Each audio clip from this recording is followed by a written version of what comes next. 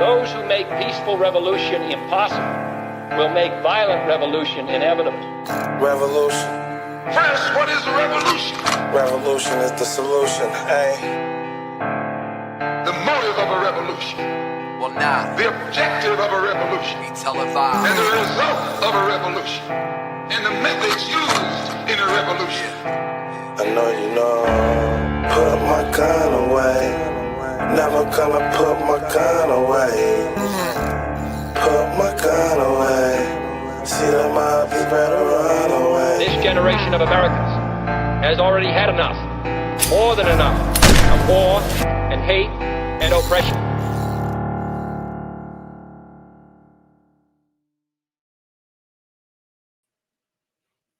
Hello, Internet. How is everybody this fine Sunday evening? Hope everybody had a happy Thanksgiving. I know I did. I didn't do the turkey thing though. I kind of did. I made chili and it had turkey in it. So I think that counts. I'm not going to make a whole turkey. I'm by myself. I hung out with some friends. That's about it. We got a lot of stuff to get into. I don't know what is going on, but California seems to have turned into a war zone over the last week. I don't know if it's just we're seeing more reports of gun crime or there's actually more gun crime. And we got the whole shooting over in DC with the National Guard. That's quite an interesting story, especially turning out that the dude got here from Afghanistan and used to work with the CIA. But I don't even know if we're going to have time to get into that because we have so much California crap to go through. I got some Thomas Massie news regarding the J6 pipe bomber that I want to get into. I've got more kind of Thomas Massie news with the Epstein files and something shady that Speaker Johnson seems to have done. So, but lots of California stuff. I don't even know if we're going to have time to touch on all that other stuff. If you're here, drop a comment in the chat. Wally World, nice to see you. Like, share, leave a comment in if you're watching on YouTube, leave a comment there, like, all that good stuff. Definitely helps the algorithm for my tiny channel. And I guess we'll get right into it. So last night, what started making the rounds, it actually made national news, which is kind of weird. You don't usually hear California shootings making national news, but it did. And this is a shooting out in Stockton that happened. And I guess 19 or 20 people were shot. 4 were killed. 3 of them were kids. And it's not good. It's not good at all. The weird thing is California has such strict gun laws. I wonder if the people that did this shooting were using California compliant firearms and only had 10 rounds in their magazine. I doubt it, but we'll find out. Boss Tina, nice to see you over on YouTube. Let's see. Let's get right into it, shall we? Let's go over to this is ABC News and let's find out about the Stockton shooting. Breaking news. Let this read perfectly clear. In this community in San Joaquin County, violence of this nature has absolutely no place at any time, shape, or form, and children should not be harmed by gun and gang violence. Violence erupting at a child's birthday party in Stockton as a mass shooting leaves 4 dead and 10 injured tonight. The San Joaquin County Sheriff's Office leading the investigation with the FBI now responding.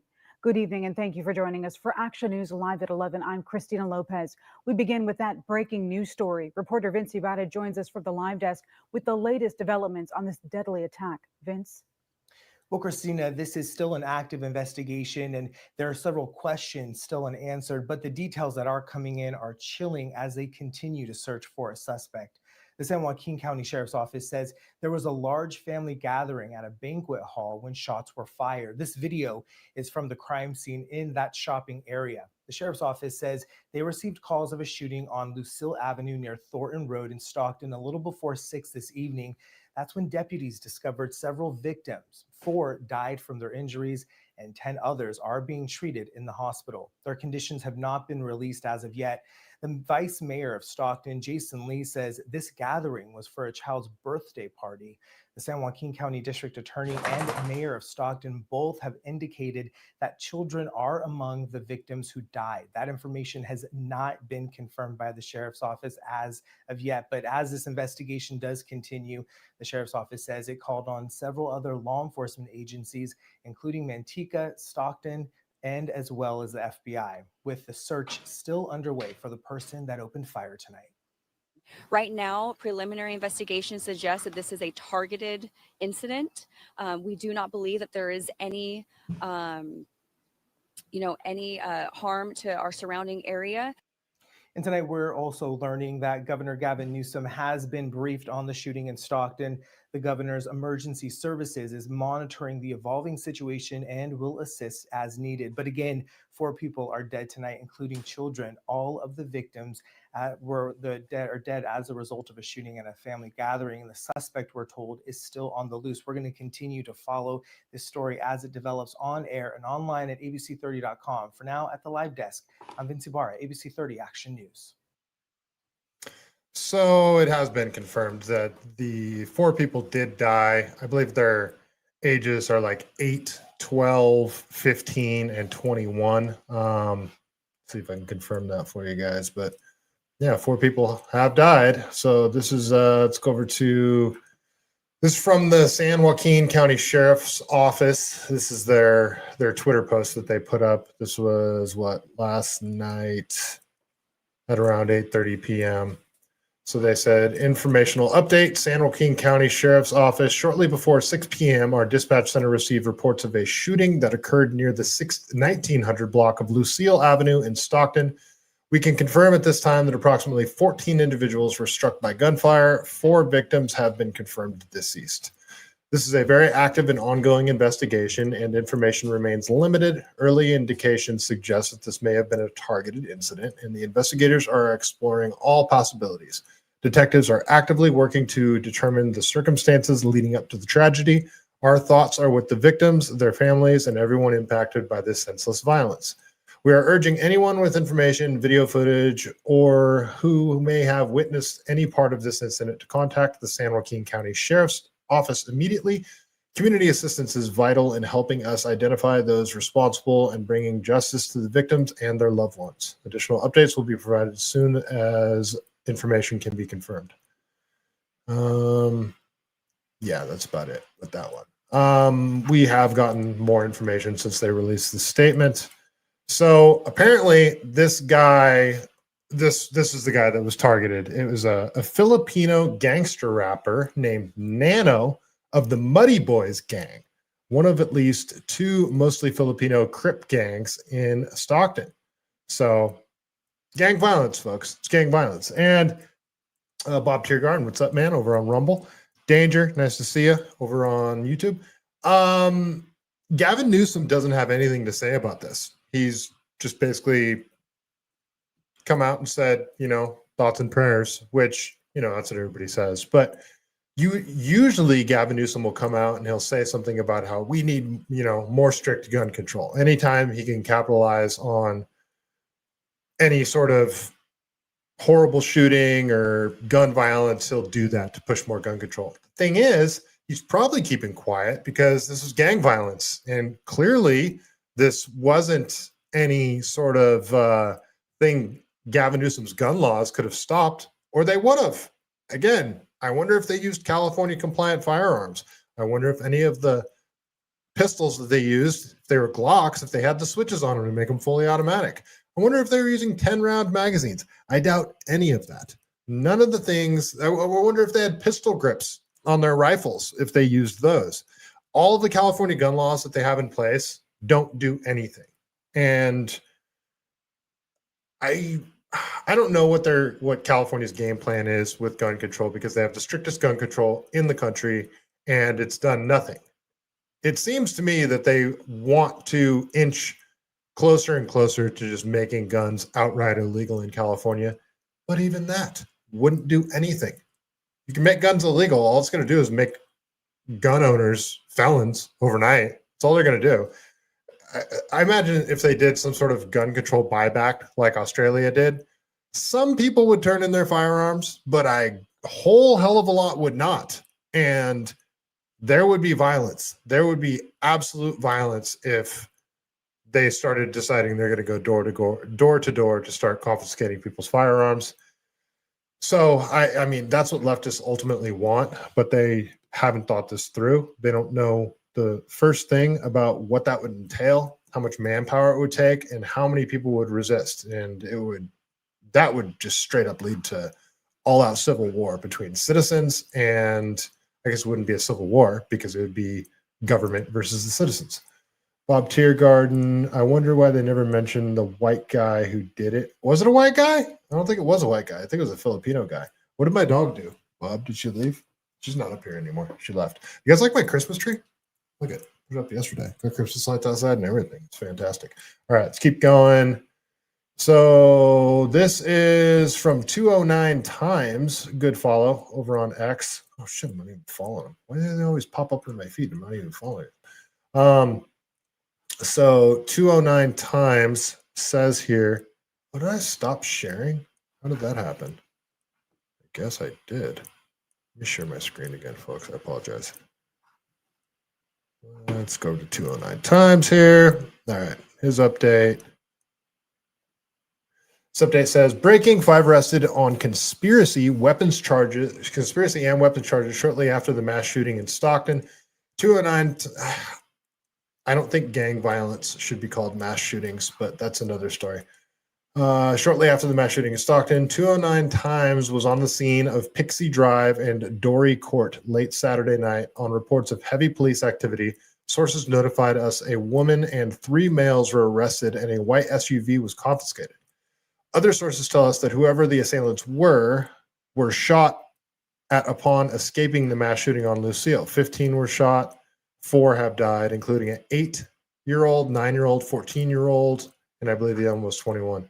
The victims were targeted at a child's birthday party, reportedly ran inside to open fire. A woman, 2 male adults, and 1 16-year-old teen have now been booked on multiple charges, including conspiracy, gang activity, and weapons. It is not yet confirmed whether they were the shooters in this or this was part of the crackdown on gangs in Stockton. No other police raid was conducted since the shooting. Unconfirmed reports tell us the police are waiting for ballistics results of the weapons found on the group last night.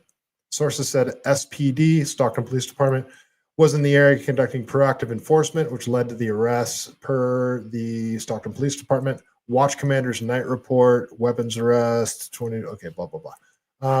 So let's go back to this freaking, this is who they were targeting apparently. So this is the rapper Nano. Let's see if his songs are any good, you guys. What the heck is going on here? Huh. So that's weird. It stopped sharing when I enlarged the video. Did you guys see the last video that I played? Let me know in the chat if you guys saw the NBC or the ABC video that I just played, because my StreamYard's doing something weird here. Okay. All right, you guys can see this. See if it does it again here. I apologize, amateur hour over here. So if I expand here, sorry, Bob, I gotta close the Rumble chat and make this full screen because something weird is going on here. All right, stand by. I go full screen, will it get rid of it again? Okay, that was weird. All right, this is the rapper Nano that apparently was targeted at this birthday party. Coming back over Nano, I won't play it, niggas know it's that. I came to learn Ban was arrested in early 2025 on a murder charge, so he wouldn't be able to meet up for an interview, but his younger cousin Nano, another up-and-coming rapper, said he could link up and he would bring a lot of guys outside. But knowing recently that Stockton police have been cracking down heavily on gangs, I was curious to see how many guys would show up and wondered if they'd be camera shy. And folks, for context, we were meeting with this crew at Mattie Harrell Park, a stronghold in the area for Asian gangs. What's up, brother? How you doing, bro? Good to meet you. How are you? Nice to meet you, bro. Nano, bro. This is a nice automobile, by the way. My Chevy Cruze is not stacking up to this. Oh, God. These my private drivers, man. Oh yeah, You gotta keep escort around, man. They got their license, they got their CCWs right here, man. Okay, tell the people. Notice how you said they got their CCWs, so they are following the law. He made sure that his driver, also security, has his concealed carry permit. Okay, interesting. Where are we right now? We at Medi Hero Park, for real. The home of the slums on God. This where it all started, for real. And what is I can't stand when people say for real, and he just said it twice in 3 seconds. Stockton known for? We really blackballed, for real. We ain't get a shed of light till recently, like I want to say like 2018 to now, probably when Nell first kicked off with the rap shit. I ain't gonna lie, I'm gonna give a few niggas credit. Hey, 5-0. Everybody, look, they coming from that way. We doing anything wrong that we got to be worried about? No. Nah, we right good. here. Everything accounted for. They just, you feel me? Keegan can be the fall guy. He'll just confess to whatever crime it is, and he'll just Whatever happened, I did it. Man, we just right here doing our thing. All right, I've heard enough of this guy. It's just annoying. They annoy the crap out of me. You know what annoys me the most about gangs, these types of gangs, is like they have their whole thing is being tough, right? Their whole thing is about machismo and intimidation and trying to have dominance over other people. But the thing is, they're not tough. I guarantee you, nobody in this video knows how to physically fight. They have no skills when it comes to actual hand-to-hand combat, one-on-one fighting. Guaranteed, none. And they also can't shoot. They're not good at shooting. They don't go to the range and practice. All they do is they get firearms. A lot of times you see them, they don't even have sights on them. And they put these, giant magazines on them and the Glock switches, and they just spray bullets. So it's like, all you have is that you're in large numbers and you guys are willing to just shoot random people. That's what makes you tough. Like it's so freaking frustrating because they're not tough. They can't fight and they can't shoot. So it's like, you're not good at anything. All it is you're just insane and dumb enough to shoot random bystanders because you want to prove some sort of point. It's frustrating. Like any of these guys, I mean, there's some people in the chat here that I know beat the hell out of this guy in this video, at least. If it was just a one-on-one fair fight, no weapons could be used. And the same guy in the chat would be able to outshoot him any day of the week. So, and that same guy in the chat wouldn't harm a fly. It's just funny. In fact, he would be the one that would probably rush to help somebody that had been shot. So it's just frustrating. These guys are the opposite of tough. And California gun laws aren't going to stop these idiots. They're not going to stop them from obtaining illegal weapons. They're not going to be California compliant. They're not going to have 10-round magazines. Okay, let's continue. I'll keep going. I already read that report from the Stockton Police Department. Okay, let's keep going here. Let me check over on Rumble now. All right. Sorry, Bob, and I'm gonna have to check back in with the Rumble chat because I had it up on the screen, but it was making StreamYard act all funny. All right, let's keep going. So this is an opinion piece from Mario Narwhals, Mario Nawful, if you guys know him over on X, and he had an interesting take on this, kind of a unexpected take, really. So he just put out an opinion piece basically about this Stockton shooting. It says, Stockton's 13th mass shooting shows the dangers of banning guns. Only the innocent suffer. The kid's birthday party turned into a crime scene. At least 7 people were shot, but word is there are many more victims. No one's been arrested. The shooter vanished. No one could stop him. And guess what? This happened in California, the state with the toughest gun laws in the country. How do you stop an armed individual when you're not allowed to carry a gun? There are red flag laws, background checks, and taxes on ammo, but none of it stops someone from opening fire at a birthday party full of kids. This wasn't even the first. It's the 13th mass shooting in Stockton this year. Gun control sounds great only until the bad guys are armed. Law-abiding citizens get stuck playing by the rules while criminals don't care. You can ban guns all you want, but if someone's already planning a massacre, laws won't stop them. People who don't obey the law won't care, and it's illegal to own one. that makes no sense at all. Instead of making the place safer, these laws just make sure the victims can't fight back. And it's true. Even though if it's gang on gang violence, both of them are going to have guns, but both of them aren't going to know how to use them well either. So it's frustrating. Endangered. Yeah. Did they shoot the guy that they wanted to shoot? No, of course they didn't. They missed him and killed 3 kids and another innocent bystander. It's like, you're kind of a terrorist at this point, except you don't have any sort of political objective. You're just a freaking, you're a mass murderer at that point.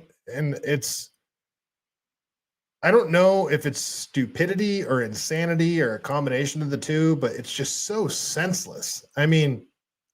People that actually train with firearms, even people that haven't been training that long, that take it seriously, their number one concern is gun safety. Most people that own firearms, their number one concern is gun safety.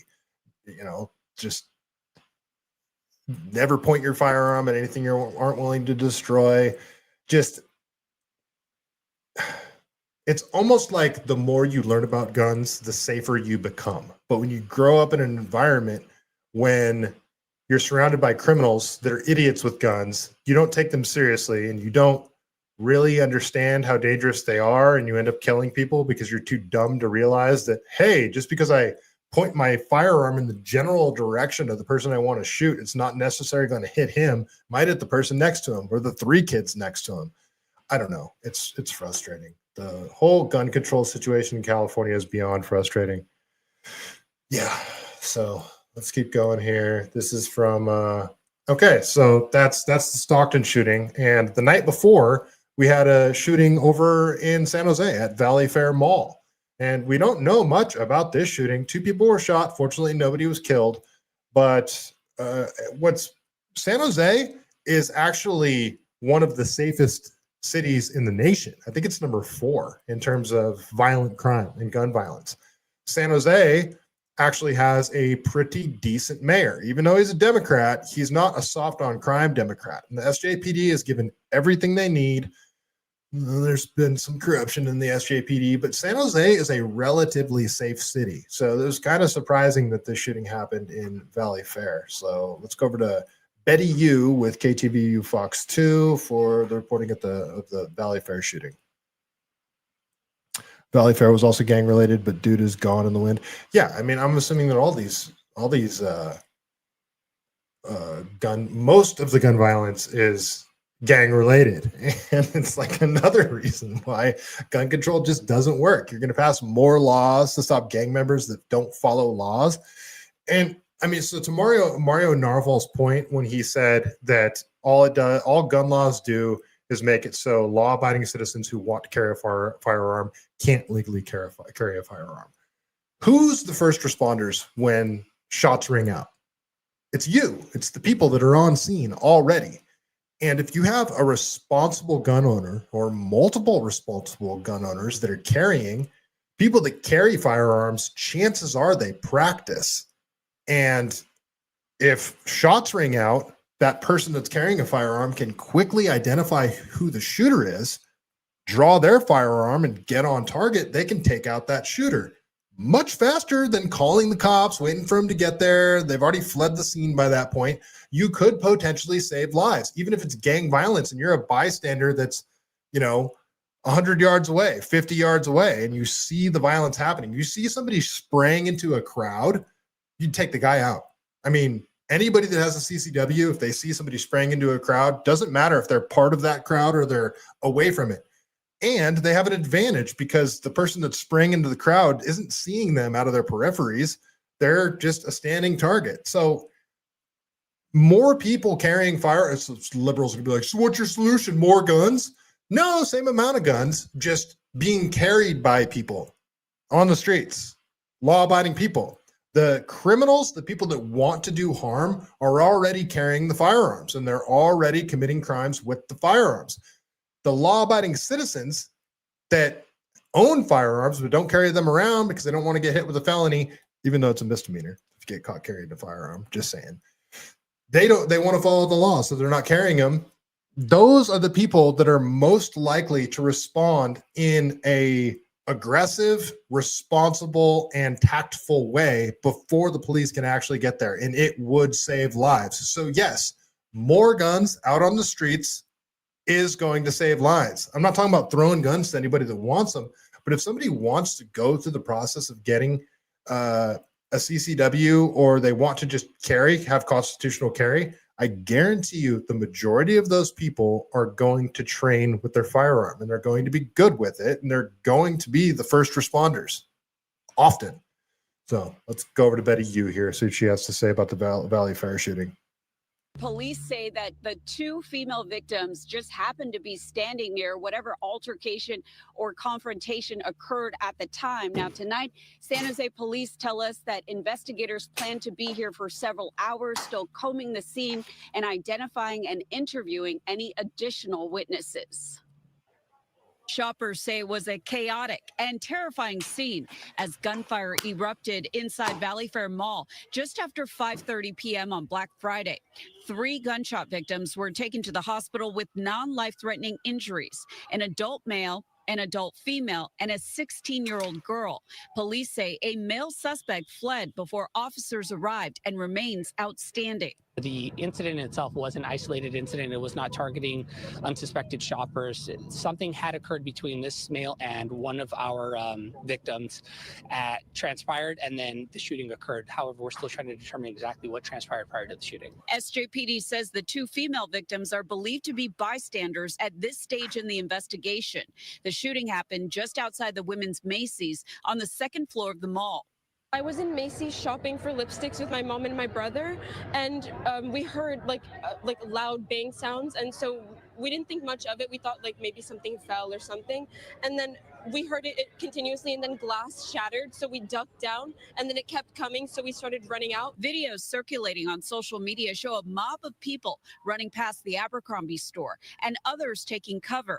Video from the Citizen app shows dozens of shoppers sheltering in a hallway, and outside the mall, crowds gathered as multiple emergency responders arrived. We were just eating dinner at California Pizza Kitchen, and all of a sudden, stampede of people come running our way.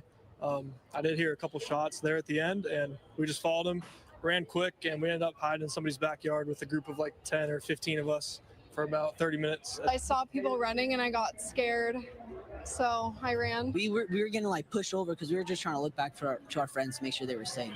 Yeah, someone like, I almost lost my shoe. Yeah, there was shoes everywhere. We also saw several shaken Macy's employees embracing one another. Workers were applauded as they walked out of the store to safety. Shoppers tell us this kind of violence is unusual at Valley Fair. But it's not the type of place like that this would happen.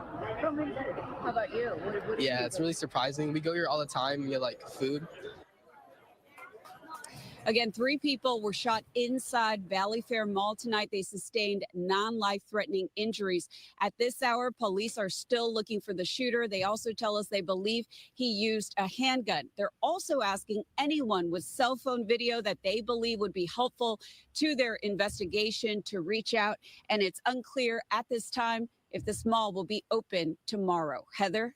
All right, and Betty, it sounds like police believe that there was just one suspect involved here. That is correct. And at this time, they can only say he's described as a male shooter. All right, our Betty Yu reporting live for us there outside the Valley Fair Mall. Betty, thank you. San Jose Mayor Matt Mahan posting this message on X saying, quote, San Jose, this is not the news I wanted to share with you this holiday weekend. My prayers are with these victims, and I know our officers are doing everything they can to find the person responsible and hold them accountable. I think the most surprising thing about this to me is that people are still going to the mall. That's kind of encouraging, I guess. So Bob Tiergarten, you were in San Jose? You were in San Jose and you didn't hit me up? You jerk. You better next time you're here. So you said it was nice when you came here. San Jose is not a terrible city. I mean, it's got its problems like any other city. We got homeless problems. I say we. I'm not in San Jose, but I'm from San Jose. I was born and raised in San Jose. Yeah, it's got its problems like any other city, but in all things considered, it's pretty damn safe compared to, you know, cities like Oakland and parts of San Francisco and LA. And Valley Fair isn't in a bad neighborhood at all. I mean, there's some spots that are close to it that aren't the greatest, but they're not considered like violent parts of San Jose. It's right on the border of San Jose and Santa Clara in West San Jose. It's right across from Santana Row, you know, a very upscale shopping area, upscale apartments right there. You've got some tech companies right there. You've got Cisco and Panasonic used to be over there. But yeah, it's an upscale area. It's right next to, really close to the Winchester Mystery House, if you guys are familiar with the Winchester Mystery House. So yeah, very strange that this would happen at that mall. Here's I think I just figured out what I was doing wrong earlier. Here's a photo of the alleged shooter. Looks, I mean, just profiling from the back, looks like an Asian guy to me. But who's he aiming at? Like, I mean, I can't zoom in on this any bigger, but I mean, all you see directly across from where he's aiming his pistol is a lady sitting down, and it looks like a kid sitting next to her. I mean, are those the two people that got shot? Did he just open fire? Like, Danger, you said this was gang related. Are you sure? Like, this is a picture of the alleged shooter, and I mean, he's by himself. This to me looks like, did he just randomly shoot two people? Danger, he's a I don't even want to say that. He's a Mexican dude with the Edgar haircut. That's racist. That's racist, Danger. Do you know, yeah, Danger, if you know anything more about the victim or about the shooter, if they've caught him, or if there's any updates to this, why don't you text it to me? I'd appreciate that, and I'll throw it up on the screen, whatever you find. But this is the latest that I could find. There was some, like, you never know who's going to be the hero in these types of situations. So this was a pretty impressive scene here. So one of the workers, what was this, Abercrombie? I don't know what store this was, but this worker at the store here, she, let me go full screen so you guys can see this better. So this worker, like, here's the gunshots, runs to the door, starts waving people in, then locks the doors behind and turns off the lights. Like, it's heads up thinking. I mean, it's could have saved some lives, but it also takes some bravery to run towards the gunfire. So let's watch this quick clip here.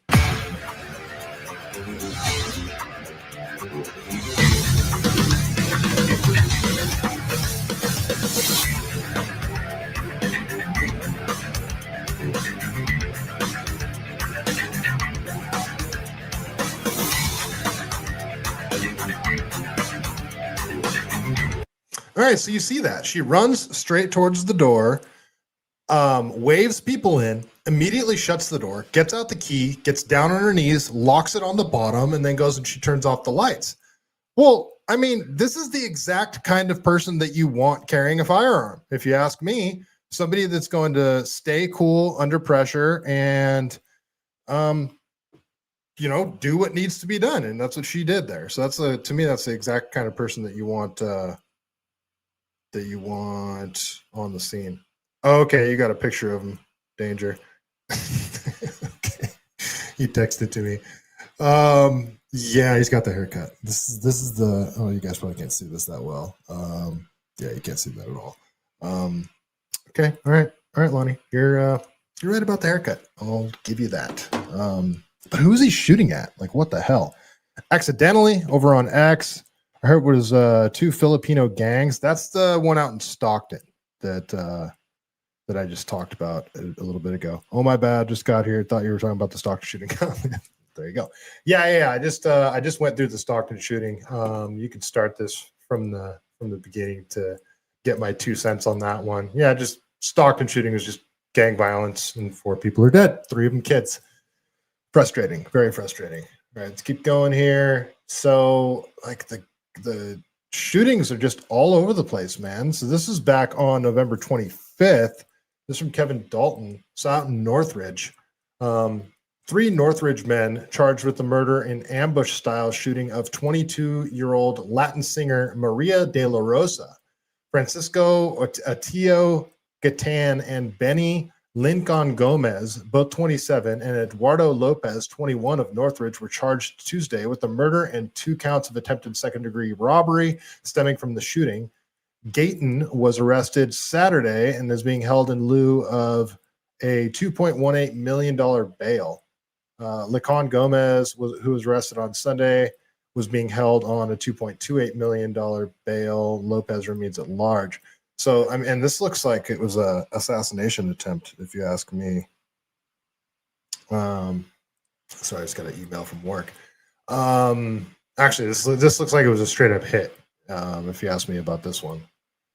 Shooting happened early Saturday morning near Bryant Street and Tampa Avenue. 22-year-old Maria de la Rosa was in the passenger seat of a parked car with 2 friends when 2 men walked up and opened fire. She was the only person struck. Francisco Otilio Gaitan was arrested the same day. Benny Lincoln Gomez arrested on Sunday. An arrest warrant has been issued for a 3rd man, Eduardo Lopez. Lincoln Gomez set to be arraigned today. Shooting happened early. So from my understanding, she is deceased, and this was it sounds like a hit to me, but we'll keep going. These were just popping up all over my timeline this week, and saw this just before the stream started. So this is from Tenderloin Activities over there on X. Give them a follow. It's TL2 Active, at TL2 Active. A person was gunned down last night at 6th and Natoma. I was on the scene as police collected shell casings, reviewed video, and worked with detectives and the medical examiner. The suspect is still outstanding. So, it's weird. They're putting up, there's cameras everywhere now. Absolutely everywhere. And it seems like a lot of these, the Valley Fair shooting, they had a pretty danger. You sent me a picture of it. A pretty clear picture of his face. And, still on the loose, from my understanding. Let's watch this quick clip here. Let me go full screen. Like y'all, we're over here on 6th and Natoma right now. The person was reported to be shot. I'm going to the store. Looks like it was fatal at this point. They did have the 10 up.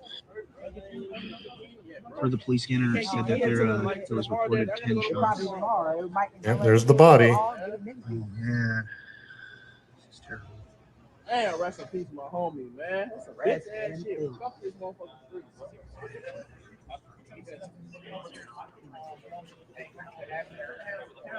You got heavy presence on 6th Street in Natoma over here. Not exactly sure what happened. A whole bunch of people, a whole bunch of cops. Firefighters have blocked off the whole street.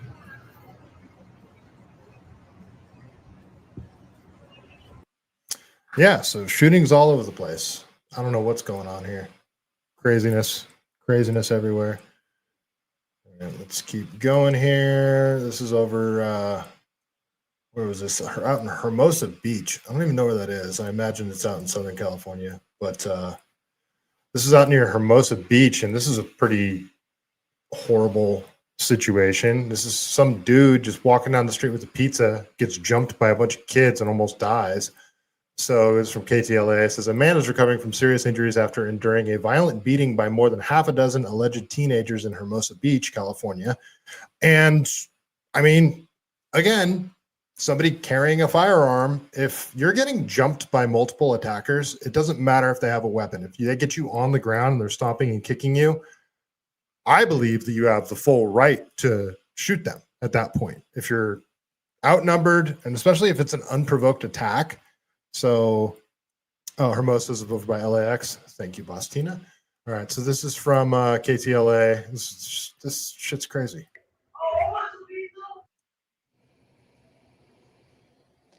The victim there talking to teens for a moment before they start attacking, punching, and taking him to the ground. One of the suspects beats him several times with the pizza box, while another is seen stomping and kicking him until he's knocked unconscious. So the thing is, too, I guess this guy was like 60, and he took one of them down and started beating the shit out of him. And it's only because they had 4 of them that they're actually able to get him unconscious. But the guy's walking down the street with a pizza, going home, and they start harassing him, saying, "Oh, I want a piece of pizza," and then they jump him. And look at it. The guy's on top of the kid that took him down, and good on him, starts beating the hell out of him, and then they all jump in. And now they're stomping on his head.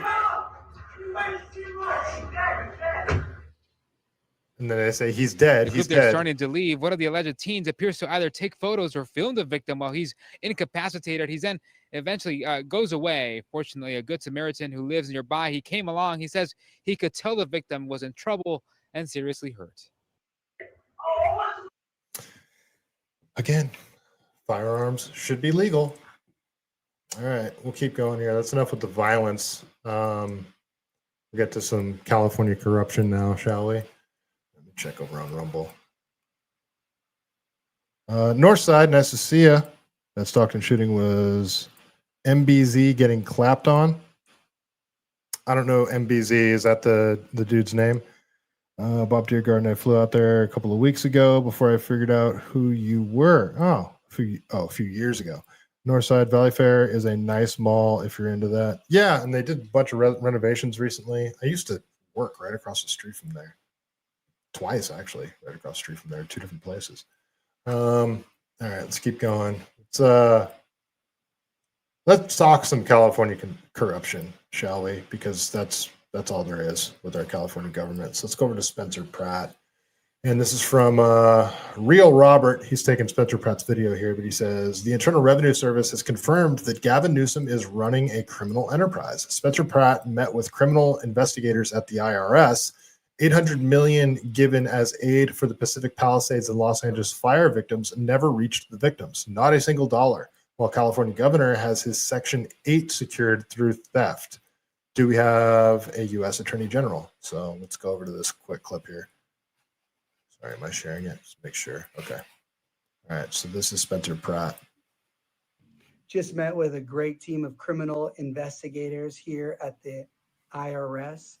If you asked Fire Aid for any money, you emailed them, please send me all your correspondence. If you bought tickets, merchandise, or donated to Fire Aid and you have the receipt, please email that evidence to info@prattdaddy.com. I repeat, if you are a fire victim in Altadena, Pacific Palisades, Pasadena, Malibu, any fire victims, and you reached out to Fire Aid, please send me those correspondence and then the correspondence of whoever Fire Aid told you to email. Thank you so much. Look forward to closing this case. Never let a crisis go to waste. Everything that happens in California that they can turn into some sort of nonprofit to bring in donations to try and help victims, it just turns into another money laundering operation. Bostina, Gavin is Pelosi's nephew. Pelosi's family is the old Mafia family. Kinda. He's her nephew through marriage, but then there was a divorce, so he's not technically her nephew anymore. But yeah, you're on the right track there. Gavin Newsom or JD Vance for president. I think JD, well, I mean, at the way things are going with the Trump administration right now and the approval ratings of his performance so far, I could see Gavin actually beating JD Vance because JD Vance isn't going to be able to disassociate from the Trump administration. Obviously, I wouldn't want to see Gavin Newsom as president, but I do think he has a chance. I think he matches up well with JD. And I don't trust JD Vance. I don't trust JD Vance at all with this whole PayPal Mafia connections. Newsom got Californians terrified. I don't know about terrified. It's more just super frustrated with the organized crime syndicate him and Rob Bonta seem to be running and grifting off all the taxpayer dollars and, fire funds like Spencer Pratt was talking about right here. So this is more on that. So this is also a video from Spencer Pratt, but this is Wall Street Apes talking here. He says, Gavin Newsom gave his close family friends $500,000 from the Pacific Palisades fire aid relief money. All right, let's go to this Spencer Pratt video here. Tariffs. Chevy Silver Raider, thanks for being here. let's talk about the John Paul Getty Trust. The Getty Trust received $500,000 from Fire Aid money for its LA Arts Community Fire Relief Fund under the category musicians and artists. I'm not sure why the Getty Trust needed any fire aid money since their most recent IRS form declared a revenue of over $370 billion in 2023 and assets totaling $12.3 billion. The trustee, president, and CEO, one person, received a salary of $3.7 million. So what exactly did the Getty Trust need $500,000 of fire aid money for?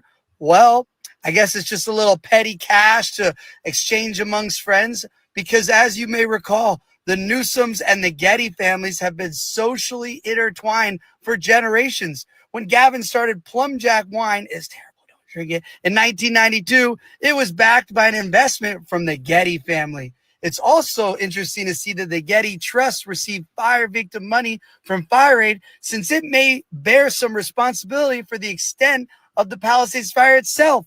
The Getty Trust was recently added as a defendant to the Palisades fire lawsuit. The lawsuit alleges that the residents of Pacific Palisades have been asking the Getty Villa to maintain their brush surrounding its property since 2015. Despite billions of dollars in endowments, the Getty Trust repeatedly failed to comply with its obligation to manage their dead vegetation around the Getty Villa.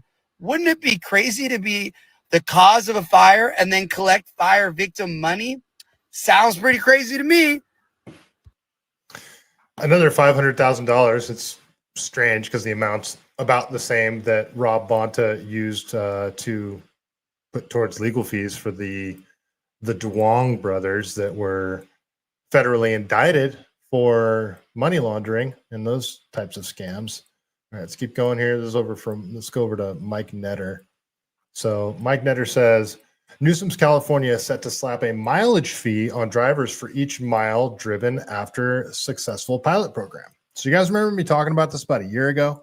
The California launched a pilot program and people actually volunteered to put devices in their car.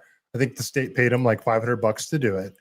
And they would just drive around and track their mileage, apparently. So they ran that pilot program. This was, I believe, August of 2024 that this happened.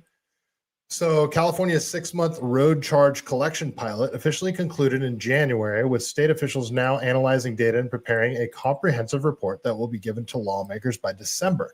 The Golden State is advancing the pilot program that tested mileage-based road fees as a potential fix for shrinking gas taxes due to electric vehicles.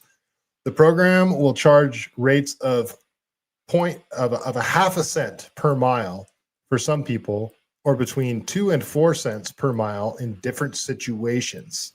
Okay.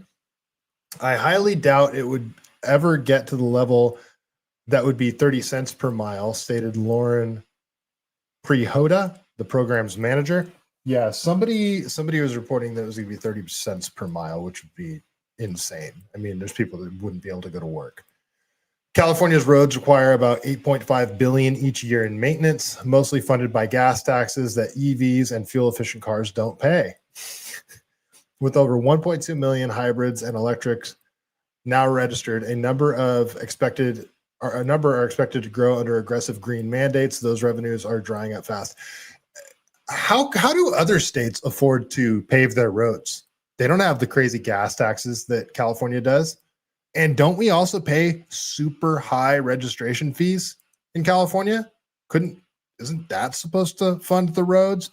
Or is it one of those situations where they're giving no bid contracts to their union friend buddies that donate to their campaigns and they can overbid the project and they use taxpayer dollars to get them to do a $2 million job and they give them $5 million to do it? Or is it one of those situations? Are the roads just another massive money laundering operation?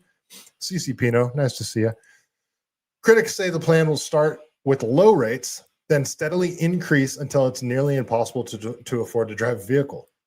They also say it opens the door for invasive tracking of personal travel habits, including invading people's privacy in the name of sustainability. California already has the nation's highest gas taxes, around 68 cents per gallon as of mid-2024, and that's not including the cap and trade shit. that they got. It's more like $1.40 per gallon with all the excise taxes and everything. With critics saying Newsom should prioritize cutting wasteful spending or erasing regulations that inflate infrastructure costs.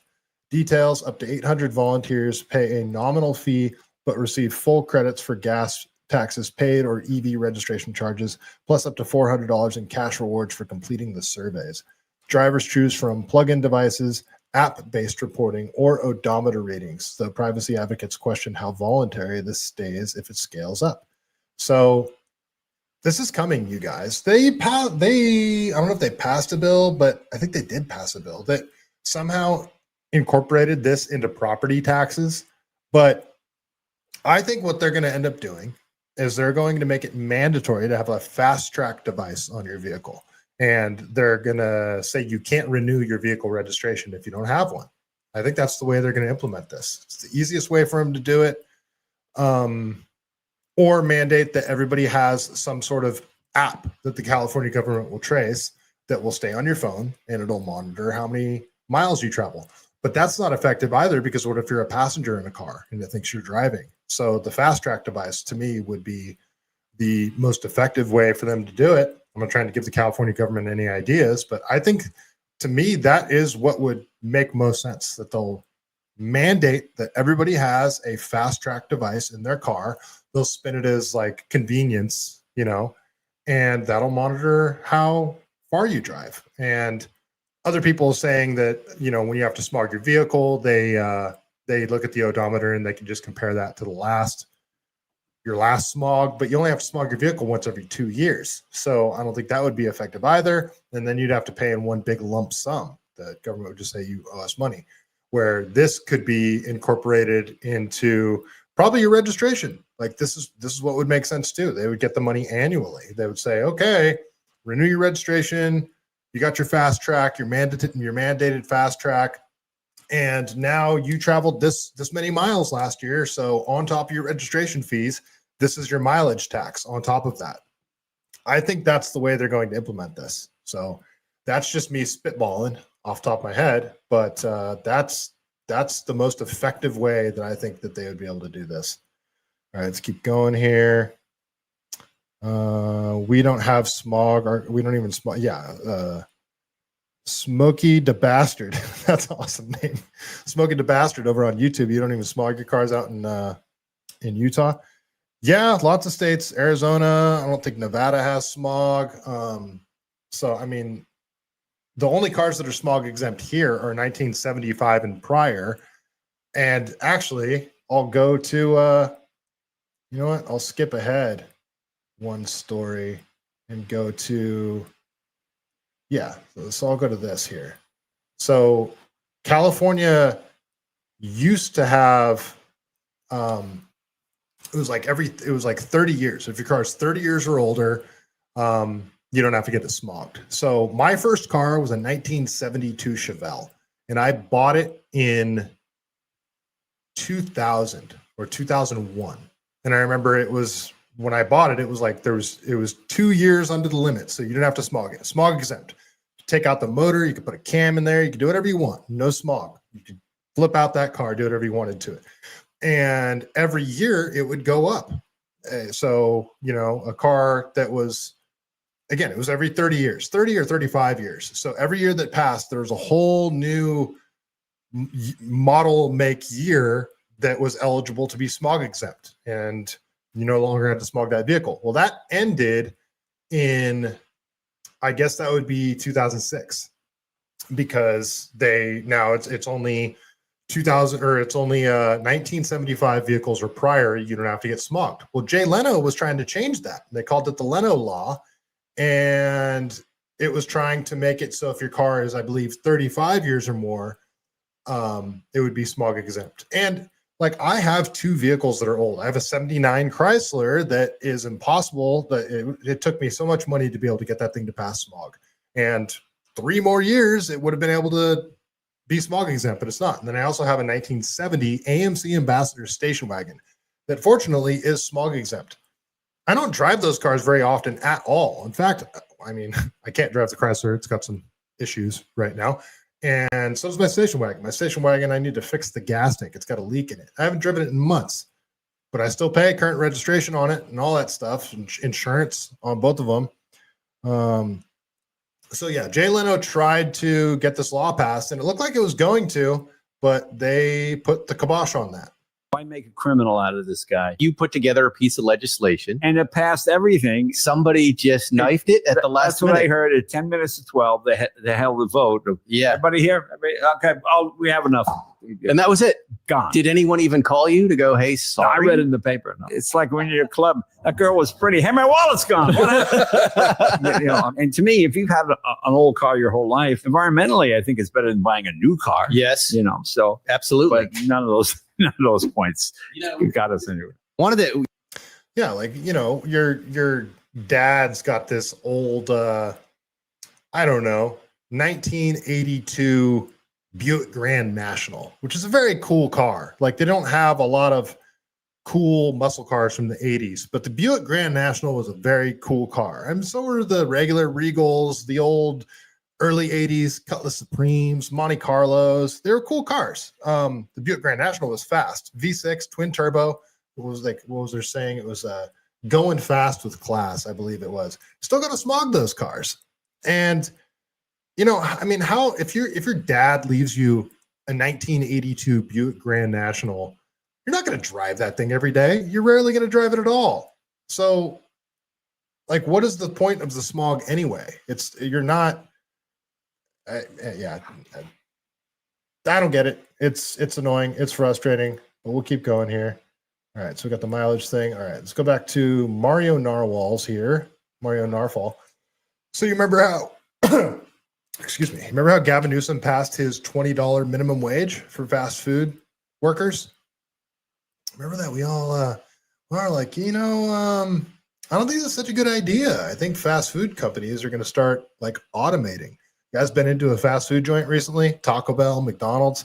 I haven't been to one in a while, mainly because every time I go and I eat fast food now, it tastes like chemicals, especially Taco Bell. Their shells, I used to love Taco Bell. I love me some Taco Bell, but their taco shells taste different now. They taste different from when I was a kid, or even from like 15, 20 years ago.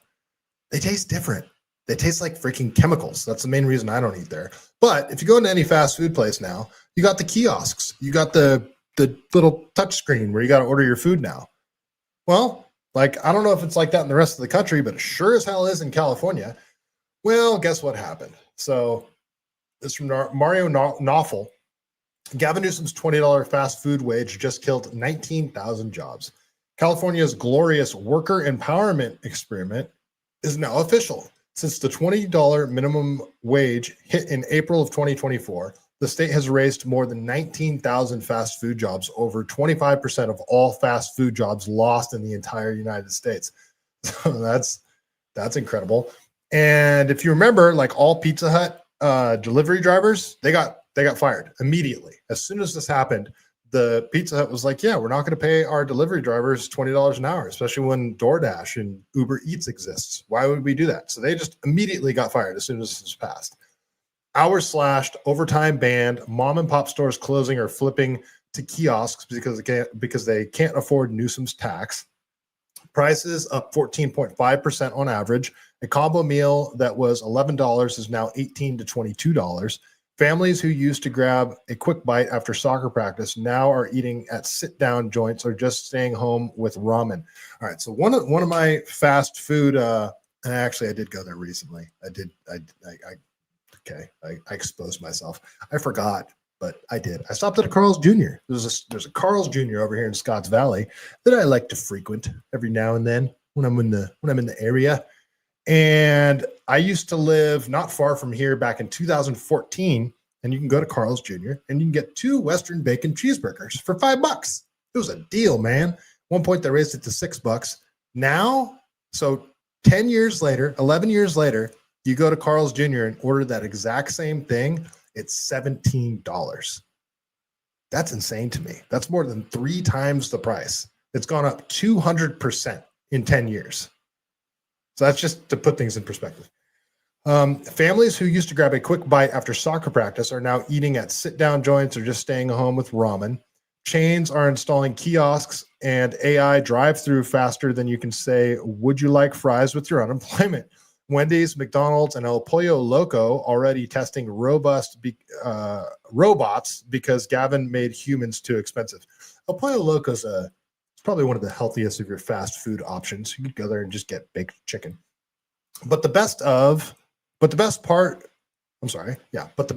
the workers still employed are making less total money because their hours get gutted harder than the wage went up. Meaning, Newsom handed unions a trophy, handed BlackRock cheaper real estate when the leases default, and handed every working class family in California the bill, while he sips Napa Cabernet and pretends this was progress.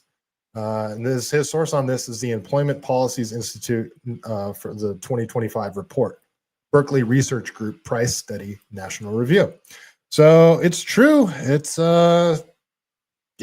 19,000 fast food jobs lost. Smokey the Bastard. Famous stars like Carl's Jr. were $1 when I was younger. Yeah, now they're probably Lonnie, I'm sure you remember the Jumbo Jacks from Jack in the Box. When I was in high school, they were $1. If you wanted cheese, they were $1.07. Yeah, how much is a Jumbo Jack now? I haven't been to Jack in the Box in years, but I imagine a Jumbo Jack's probably $5, $6, $7 now. I remember Carl's Jr. used to have the $5 burger or the $6 burger or something like that. And they called it the $6 burger because it was like $2.50 or something like that. But they called it the $6 burger because that was considered crazy expensive back then. Like you get a burger from a restaurant and it was $6. Like how crazy expensive is that now? You go to a restaurant now, try going to a place like The Habit or Five Guys. Five Guys is crazy expensive. The only place that hasn't gone up crazy amount in price is In-N-Out Burger, which is already paying their employees more than $20 an hour. It's incredible. So the $20 fast food minimum wage did not end up helping anyone at all, but they can just point at it and say, look what we did. Smokey the Bastard. McDonald's used to sell 33-cent hamburgers every Sunday. Yeah. There's a place in San Jose that I used to love. It's still there. Taco Bravo. They used to have like 79-cent tacos or even cheaper on like Tuesdays. Let's go over the Rebel Chat. Bob Tiergarten. Northside. Oh, MBZ is the gang that allegedly got shut up. Possible perps are the EBK movement or some other Stockton gang. Sounds like you know what's up with Stockton. Members of Town Homes gang are posting that they condone the shooting, but claim they didn't do it. Stockton politics. Interesting. Okay, that's over on Rumble. All right, let's keep going here. So, okay, this is also from Wall Street Apes. Go over to this one. California State Rep Carl DeMaio shows the budget data Gavin Newsom has been spending so much money on illegal aliens' healthcare, it's almost the entire deficit. So 73% of California's entire $18 billion deficit was spent on giving illegal aliens healthcare. Okay, let's go to Carl DeMaio here. If you're a California taxpayer, you're going to get really pissed by what I'm about to share with you. And if you're an American voter, you got to get really worried if Gavin Newsom ever becomes president. I'm Carl DeMaio, chairman of Reform California and a California state legislator. And my office is releasing independent budget data today showing that not only does California have an $18 billion deficit, but it's largely driven by free healthcare for illegal immigrants that Newsom and California Democrat politicians crammed through the system. In fact, the cost for illegal immigrant healthcare to taxpayers has doubled from $6 billion to $13.1 billion this year, and it's expected to hit $15 billion next year. Plus, the budget deficit is going to climb to $35 billion. Now, Newsom is claiming that all of these budget problems are Trump's fault. Bitch, please. It's all your fault, Gavin, because other red states are running surpluses while you're running a massive multi-billion-dollar deficit. And it's traced all back to wasteful spending like free healthcare at taxpayer expense for illegal immigrants. Let's spread the word. Get the truth out there. What Gavin Newsom has done to California is atrocious. And guess what? What he'll do to America is going to be even worse. Spread the word. And It's true. The thing is, I don't trust California Republicans any more than I trust California Democrats.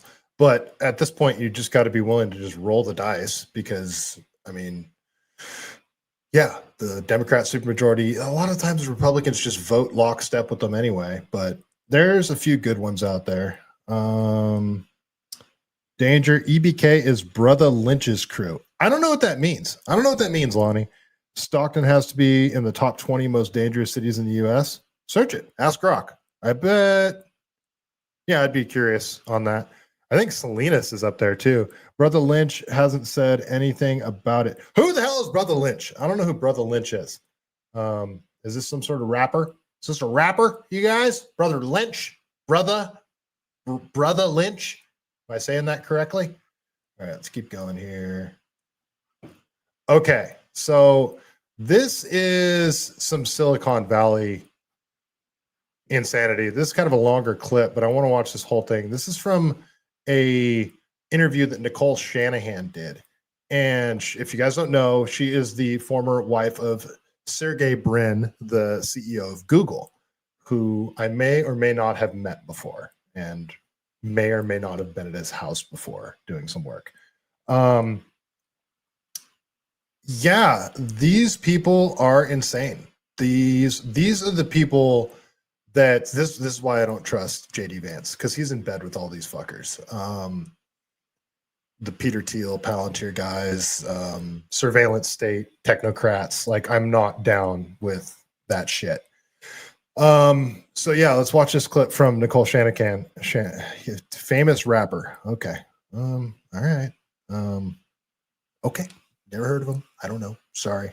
Brother Lynch. Okay, let's watch this clip from Nicole Shanahan because this is quite interesting. But what happened around the pandemic is that this whole other segment, what I don't think many of the tech mafia wives realize is that they were used to set the groundwork for what was called like the reset, what is called generally as like the reset by the Klaus Schwabs, like of the the Great world. Reset. The Great Reset. Yeah. They openly talk about this Great Reset. Yeah. So the tech wife mafias, I believe, were kind of being conscripted in many ways, and their money especially was being conscripted in to set the groundwork for the Great Reset. Yeah. Specifically through a network of NGO advisors, relationship with Hollywood, relationship with Davos. So NGOs, for any of you guys who don't know, are non-governmental organizations. These are these nonprofits that get set up and they get funneled money through government to provide services.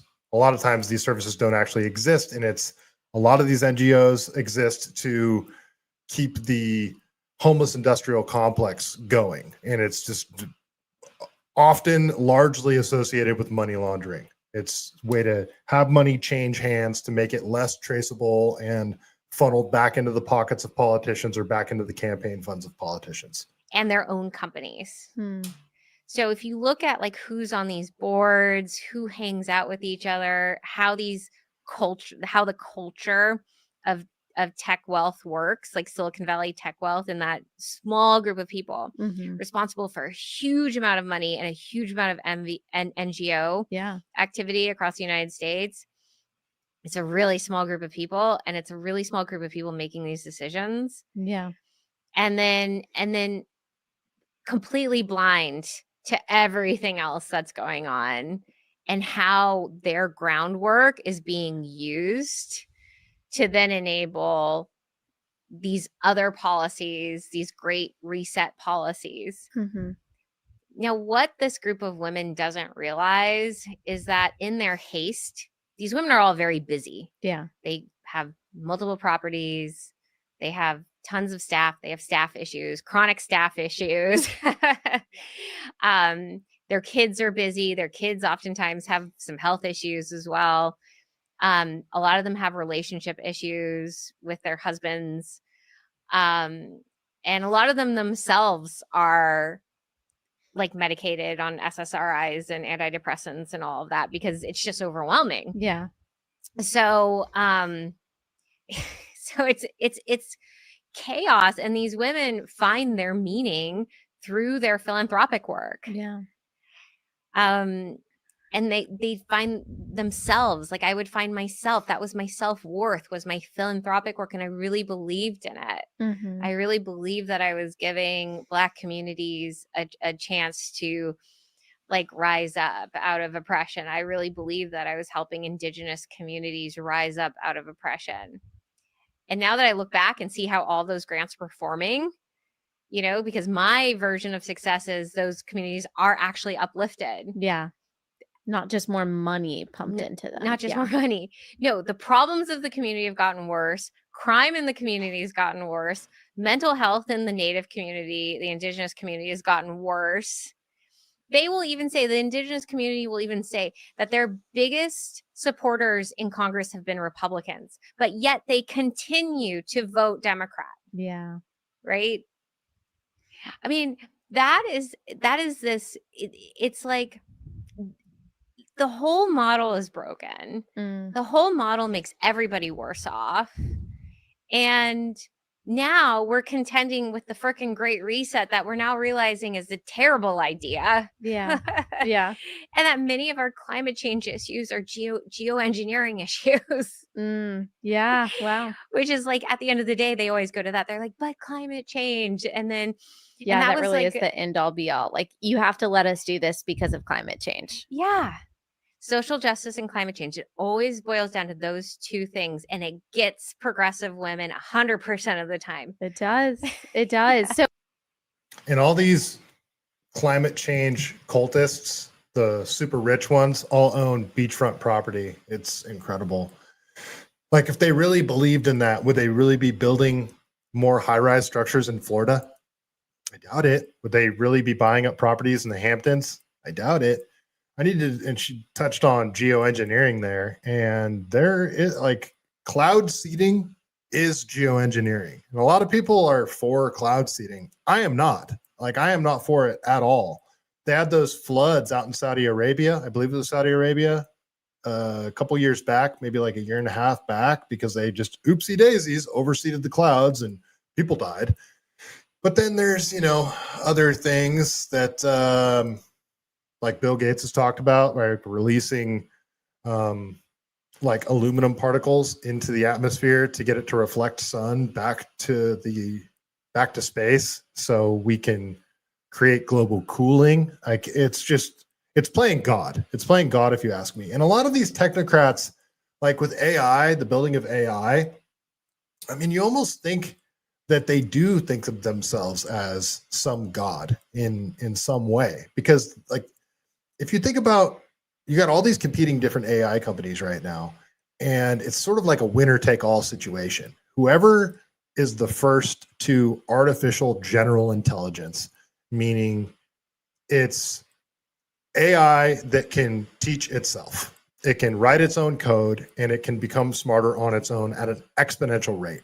Whoever gets there first is going to be almost like they're going to consider themselves like a god, because you're kind of creating God at that point. I mean, that's a whole other topic that I want to do probably an entire episode on, because a lot of people are saying that there's an AI bubble going on right now, primarily between 3 different companies, and that's OpenAI, NVIDIA, and Cisco. And there's this circular money funding thing going on that's like propping up like a large part of the economy. And like, I think it's like 7 companies on the S&P 500 are like 30% of the overall value of it. And if those companies tank, it's like the whole S&P 500 tanks. So I want to do a whole episode on that too, because the AI bubble is a whole other interesting thing that's going on right now. All right, so let's go over. This is just a quick story. This is like out of Los Gatos, right down the street from me. I saw this was on Thanksgiving night. This dude on Los Gatos Boulevard, 90 miles an hour, plows into a coffee shop, and it looks like it's right on, right on Los Gatos Boulevard. So check this out.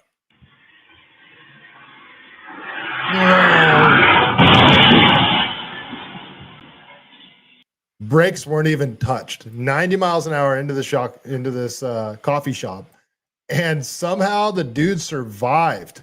They think alcohol might have been involved. Here's the picture. Right here. Look at his car. Somehow this dude survived. Incredible. 90 miles an hour, full speed into the coffee shop. So that was crazy. That happened on New Year's. So yeah, enough about that one. All right. So, okay. So more money laundering, more fraud. Like this is, I talk about it every episode, the homeless industrial complex. It's like not just the NGOs that are handing out fentanyl needles and crack pipes and tents and, you know, kits to tie off your arm and all that shit. Not just those companies, but then there's like, that's one aspect of the homeless industrial complex that's getting massive taxpayer funding, paying their CEOs millions of dollars a year or hundreds of, $200,000, $300,000, $400,000 a year to provide nothing. To provide, well, not nothing. They're providing all the instruments that a drug addict would need to perpetuate their drug addiction. Meanwhile, they're not going very hard on the actual drug dealers. So the city's providing all the paraphernalia and the places to do the drugs, and then they're allowing the drug dealers to operate with impunity. So they've created this horrible drug addiction incubator in cities like San Francisco.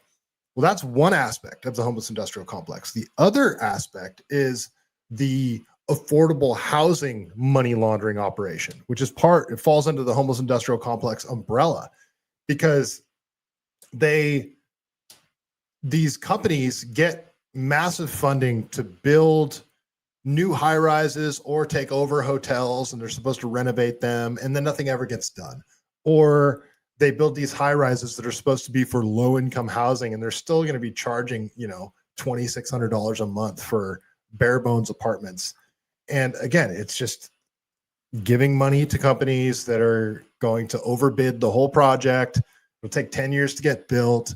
Nobody will actually, the homeless problem will just get worse. They won't actually house homeless people. Here's another aspect of it. So this is from Wall Street Apes. So this California developer made $16 million in 10 days by selling a property to a homeless non-governmental organization using fake bank statements and fake credit lines. Mayor Karen Bass has had a big role in recommending this property, but has refused to answer any questions. State and Los Angeles city officials used $27.3 million in taxpayer funds to buy a property a developer purchased for $11.2 million 10 days earlier. That's a $16 million difference on a property held for 10 days. It's quite the impressive investment there.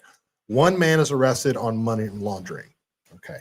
The money trail is clear. Here, let's just watch this video. This is like a minute 48. This is one of the most explosive stories I've covered. State and LA city officials used taxpayer homelessness dollars to fund the purchase of a senior living facility in West LA for $27 million from someone who was buying it for just $11 million. The federal government is now investigating, and one person is already in custody. Here's how the scheme allegedly worked. Brentwood developer Stephen Taylor entered escrow to buy a 76-unit senior facility for $11.2 million in 2023, but he already had a contract to sell it to Weingart Center, a major homeless nonprofit, for $27.3 million. That's a $16 million profit on a property he held for roughly 10 days. Federal prosecutors allege Taylor used fake bank statements and bogus credit lines to secure his purchase loan. He told the lender he'd renovate the property himself, but he already planned to flip it. The appraisal Weingart submitted to the state contained inaccurate ownership information and didn't mention the pending sale. Taylor now faces 9 federal felony charges: bank fraud, identity theft, and money laundering. The money trail is clear. California Home Key provided $22+ million. The city of LA added approximately $5 million plus $15 million more for renovations, totaling $42+ million in taxpayer funds. Mayor Karen Bass' office had a big role in recommending this property, but has refused to answer questions. Weingart's CEO, Kevin Murray, a former state senator, was placed on leave during an internal investigation. This is part of a federal crackdown. The government launched a special task force investigating where $24 billion in California homeless funding has actually gone. Prosecutors say these arrests are just the beginning. Meanwhile, the Weingart Shelby project continues construction and is expected to open February 2026, over a year late, despite the ongoing federal investigation. This matters because taxpayers committed $42 million to this single project for a property that sold for $11 million. That's $31 million in overpayment on one deal. The question isn't just about this transaction, it's how many other deals look exactly like this. Federal investigators are examining everyone involved. What's your reaction? Should construction stop during the investigation? Tell me. And subscribe to stay informed on accountability stories that matter. This is one of all these projects are like this. All of them. They're all giant money laundering operations. Every single one of them. And everybody that looks at this even slightly closely can see it. It's clear as day. The California government is full of criminals, and we can't do anything about it, it seems. I mean, yeah, we could vote differently, right? But say the entire assembly, the entire state senate, and the governor's office all became Republican overnight. Do you really think these money laundering operations would stop? I think we should give it a try, but the likelihood of that happening is very small. And like, the corruption is so widespread in the California government. It's like, what can we freaking do at this point? We're the ones that are paying for it, all of it. And it's obvious. Anytime you go anywhere, anything that you pay for is astronomical in price compared to everywhere else in the country. Our gas taxes, our income tax, everything. It's electricity, all of it. It's all paid for by tax dollars. And this isn't like the Federal Reserve printing money. This is California tax dollars that they're just stealing, straight up stealing from us, and providing nothing in return. It's incredible. It's so frustrating. So a little more, let's check the chat here. Baustina, oh yeah, it was a Volvo. Yeah, it was like a Volvo S60, I think. Yeah, safe cars, I guess. Danger, you should look into all the land being bought up along power routes and 3 times the price because they are building server farms and poisoning the area. Yeah, that's a whole other situation, the server farms, because they require a ton of water and a ton of power. And inflating power bills because they are sucking up the power, causing demands to spike and the price to go up. Yeah, it's incredible. It's like we can't do shit about it. All right, this is more with the Rob Bonta and Javier Pacher. Oh no, this is the this is the California. This is Gavin Newsom's chief of staff situation that's been going on. So this is from Ashley Zavala. She says, federal prosecutors have asked the court to seal more documents in the California political scandal case involving former top aides to Gavin Newsom and Javier Becerra. This filed today in case against lobbyist Greg Campbell, similar to recent seal request in Sean McCluskey's. So those are the 2 people that took plea deals before what's-her-face, Gavin Newsom's former chief of staff, was actually indicted. So they took plea deals, but now it appears that federal prosecutors, not California government officials, but federal prosecutors are asking for this to be sealed. So interesting. I don't know what that means, but it sounds fishy, if you ask me. All right, we'll keep going here. So this is from the, Skis Chicks over on X, fellow Californian here, super frustrated. We're all being held captive by our taxes and energy costs. Yeah, and it's like, what can we do about it? Really, what can we do about it? And yeah, I mean, if they're talking about taxing us for every mile that we drive now, it's incredible because we know that every time they raise the taxes, it's because they have these massive budget shortfalls, and it's not because they're spending too much money. It's because they're stealing too much money off the top with all of these different operations that they got going on. High-speed rail, the 2-pronged part of the homeless industrial complex, anything else, the freaking Palisades fire, any sort of catastrophe that happens, they're going to set up some sort of fund that the money never actually gets to the victims, or the services are never provided. And it's just money laundering, all of it. It's insane. All right, so let's go over to the Daily Wire. You guys know I'm not a huge fan of the Daily Wire, and they got a 50% off deal going on right now, which is hilarious to me. I guess their ratings are tanking, but this is a good article, so we'll read it here. Okay, this is from Daily Wire. A health insurance giant quietly bankrolls Gavin Newsom's partisan power grab. So they continue. A health insurance giant gave $500,000 to Governor Gavin Newsom's ballot measure committee, a driving force behind a controversial redistricting effort that would give Democrats even more seats in California. Blue Shield of California has donated $500,000 to the committee, which backed the Yes on Prop 50 effort. Californians will vote next week on Proposition 50, which is likely to give Democrats 5 additional seats in Congress. And as you guys know, Prop 50 did indeed pass. Reached for comment, Blue Shield of California denied supporting Proposition 50, claiming its donation was not intended to be for a particular ballot initiative, but it is routinely making bipartisan donations. But Proposition 50 is the only measure on the ballot in California this year. It's not surprising that Blue Shield of California would support Proposition 50. The company has called on Congress to extend COVID-era Obamacare subsidies, a $350 billion proposal at the center of the government shutdown debate. 5 additional seats would give Democrats the leverage they need to extend the subsidies into the future, ensuring insurance giants continued access to federal funds. Blue Shield of California claims it has no position on Proposition 50, but the records tell a different story. The company made 2 payments of $250,000, one on April 24 and another one on July 16th, according to the California Secretary of State's website.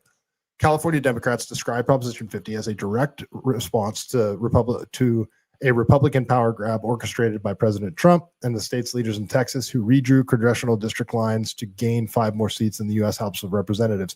And from my understanding, that got shot down by the courts, and Texas didn't actually end up redistricting. So California just redistricted, blamed it on Texas, and then Texas didn't even end up redistricting. So the whole Prop 50 thing ended up just being another charade to give themselves 5 additional congressional seats. Blue Shield of California told Daily Wire that it has neither made contributions to Proposition 50 nor taken a position on the measure. After the Daily Wire sent Blue Shield receipts on the contributions to Newsom's ballot measure committee and pointed out that the official California voter guide lists Governor Newsom's ballot measure committee under the 4 section of Proposition 50, it said the donations came before Newsom's intentions were known. The company said it made its contributions in April and July of 2025, months before Governor announced his redistricting initiative or amended the committee to support Proposition 50. A look at the Proposition 50 timeline belies that claim.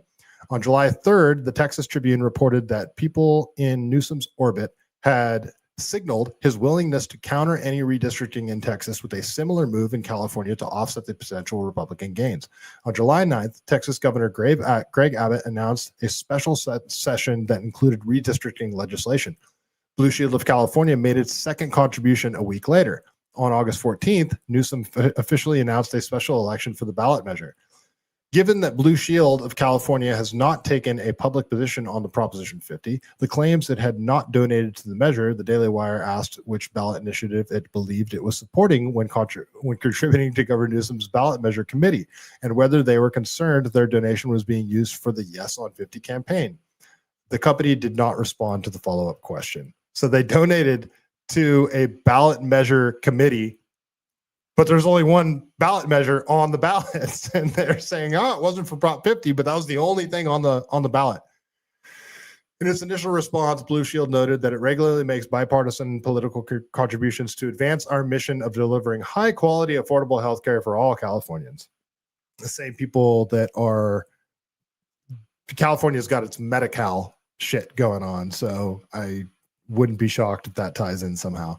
Again, a closer look at Blue Shield's donations casts doubt on that claim. The two separate $250 contributions to Newsom's initiative were by far the largest this year, with dozens of contributions ranging from $1,900 to $50,000 among them. Among them, the company donated $50,000 to the California Democrat Party and $20,000 to the Lesbian, Gay, Bisexual, and Transgender Caucus Leadership Fund, which primarily supports Democrat candidates. You don't say. In June, the Blue Shield of California Foundation awarded the governor's office a $200,000 grant for an evaluation design for the California Racial Equity Commission framework. The foundation is funded entirely by contributions from Blue Shield of California, their website states. Interesting. About 3 weeks after making the second donation, Blue Shield of California called on Congress to extend Affordable Care Act tax credits, which are currently at the center of the ongoing government shutdown. This is clearly an article from a few weeks ago. Obamacare tax credits lower the monthly premiums people pay for coverage in the state and federal marketplaces, according to Blue Shield. The marketplace sends the tax credits directly to the insurance companies, according to its website.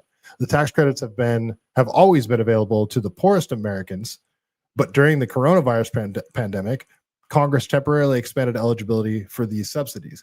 The extended credits were set to expire this year. Democrats fight to make them permanent and move a congressional budget office. In a move, the congressional budget office says would cost $350 billion over a decade, led to what, as of this writing, is the second largest government shutdown in history. In an August 5th letter, Blue Shield of California warned that if Congress fails to extend the tax credit, the cost of health insurance will skyrocket, with typical American families forced to pay hundreds or even thousands of dollars more each month to keep their coverage. Blue Shield reported that its premiums will increase by an average of 9.3% in 2026. In 2025, the company reported its premiums increased by an average of 8%. House Majority Leader Steve Scalise told the Daily Wire that Democrats are holding the American people hostage over free health care for illegal aliens and bailouts for insurance companies.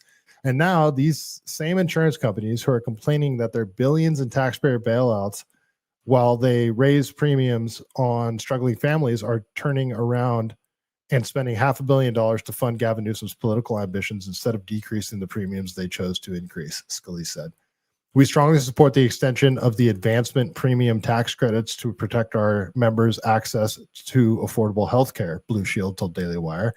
Brittany Madney, Executive Vice President of the Economic Policy Innovation Center, told the Daily Wire that it is no surprise Blue Shield of California doesn't want to admit their role in the subsidy scam.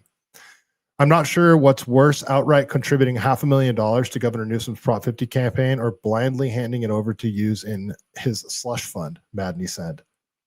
Madney said, the company is playing the game Obamacare set the rules for, while American patients can neither afford nor access care. More than half of the likely voters are expected to vote on Proposition 50 poll. Really, yeah, it passed. So go Blue Shield. Looks like they contributed a lot to Prop 50 and said they didn't. So yeah, go to a quick clip from Gavin Newsom to see what he's so proud about. So illegal immigrants getting free healthcare in California, Gavin Newsom finds that to be quite the accomplishment. I did universal health care when I was mayor, fully implemented, regardless of pre-existing condition ability pay and regardless of your immigration status. San Francisco is the only universal health care plan for all undocumented residents in America. I'm very proud of that. I did. Did you guys hear that? Like, he's very proud that undocumented, meaning illegal immigrants, are getting free health care. In San Francisco, when he was mayor, he implemented that. I'd be curious to see how many people in California, including Democrats, support funding healthcare, state-provided healthcare, taxpayer-funded healthcare for illegal immigrants. I'd be willing to bet that it's much less than half, but somehow they keep voting for it. It's incredible. Okay. All right, this is a little bit of an update on Rob Bonta's situation. As you know, he took nearly $500,000 of his own campaign funds and used it to fund the defense of the Duang brothers, who were indicted with the mayor of Oakland, Sheng Tao, over money laundering. So this is from Mike Netter. He says, a formal complaint has been filed against California Attorney General Rob Bonta. It alleges improper use of campaign funds and use of campaign funds for attorney's fees that amounted to nearly $500,000 to a private law firm. According to the complaint filed by Raphael Rothschild, Bonta violated the Political Reform Act when over $468,000 in campaign funds were spent on activities not directly related to activities of the committee and not consistent with the primary objective of the committee, a record amount. According to a report by KCRA 3, that's Ashley Zavala, the complaint also cites a statement Bonta made on November 17th in response to KCRA 3's initial reporting. The AG wants to ensure that anyone who committed a crime is held accountable, so he engaged outside legal counsel to help his law enforcement partners pursue justice, Bonta's campaign stated. I still don't get how he can say that. Like, you weren't hiring the law firm to help the people going after the Duong brothers. You hired them to defend them, from my understanding of this whole situation. Records show payments being made to a law firm, Wilson, Sonsini, Goodrich, and Rosati, totaling $468,228 as of October of this year. Bonta's re-election campaign account has around $6.2 million. Reporter Ashley Zavala also reported when KCRA 3 first reported the expense on Monday, Bonta's campaign claimed the money went to help federal investigators in their probe that resulted in the indictment of the ex-mayor of Oakland and the Duong family, who were Bonta's donors. Dan Newman, Bonta's campaign advisor, previously told KCRA that the use of funds were absolutely proper and that Bonta's involvement in the federal bribery investigation is over. Bonta is now saying the Duongs are not his friends. Well, the pictures show differently. And if you remember, one of the Duong's associates who had a falling out with them was kicked out of their showroom because they had a showroom where they took storage containers and turned them into tiny houses as part of the homeless industrial complex thing, the same scams that you see running all throughout California. Well, they kicked this guy out of their showroom, and then he was attacked, beaten, they stole his watch, and then he got in a gunfight with them. And then that guy who got in the gunfight and was kicked out, that was partners with the Duongs, he contacted Rob Bonta and said that, hey, they got some blackmail on you, bro. They got a video that shows you doing some not proper things. And Rob Bonta said, oh, that guy's got mental issues. He says, I'm not worried about any video. So very interesting. Rob Bonta is as dirty as they come. All right, so let's go over to some San Francisco news. If you guys have noticed, San Francisco has actually been arresting drug dealers lately. It's weird, right? San Francisco arresting drug dealers? No, you'd never see that. Well, they are, but it turns out there's a reason for that. That's because they're trying to avoid Trump sending the National Guard to San Francisco. So this is from Mario Narfall. This is a video from Adam P. Nathan. So Mario says, SF arrests 79 dealers to keep Trump's National Guard at bay. San Francisco just busted 79 suspected drug dealers, not thanks to a new crime plan, but reportedly to cut a deal with Trump. Mayor Daniel Lurie is said to have negotiated the crackdown to keep the National Guard out of the city amid federal pressure to clean up the open-air drug chaos. It's the courts that are failing the people of San Francisco by not prioritizing the safety of Americans. The streets were cleaned up for Trump. For now, it seems like a brilliant short-term move, but the real question is, will the judges keep them behind bars, or will they be released again into the diversion programs that they are failing? Well, a lot of these drug dealers, a lot of people say up to half of these drug dealers that are dealing fentanyl on the streets of San Francisco and just being allowed to do so, even though the cops all know who they are, a lot of them are illegal immigrants from Honduras. So you would think that once they get arrested for dealing drugs, that they would just be handed over to ICE and deported. But that's not what happens. They get arrested. The judges just cut them loose.